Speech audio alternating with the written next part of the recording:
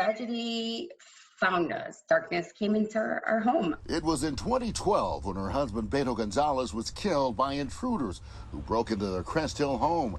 8-year-old Sophia was hiding in a front closet. I remember most remaining in that closet and waiting for my mom and just like thinking like what was happening, because when you're that young, you can't process like trauma. So when she comes out, and I see her, I tell her to sit down, and I have to tell her that she's passed. So the scream that she let out, I will never forget. Grace Gonzalez spent years looking for a way to help her daughter process her father's violent murder, eventually finding Camp Sheilah, founded by Kevin Doyle and his family.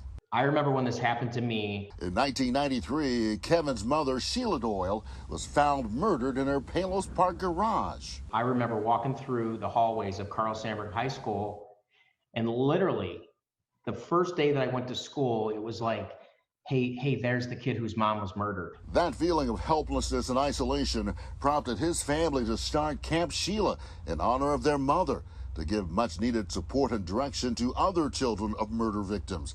Understanding that's often difficult to find.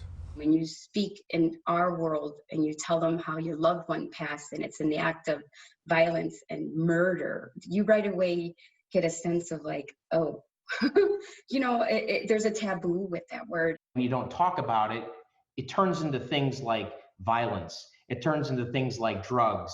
It turns into things like alcohol and bad grades and all the things that you don't. That's not how life was supposed to be. Grace and Sophia say being around people who've also suffered the same tragedies has made all the difference in their lives. Automatically, you have a connection with them because you've both felt that like deep like pain. It's not something that defines who I am, and it's more something that happened, but I'm gonna grow from it, and I'm continuing to grow with the help of Camp Sheilah. Hey, if you like that video, be sure to subscribe to our ABC7 Chicago YouTube channel.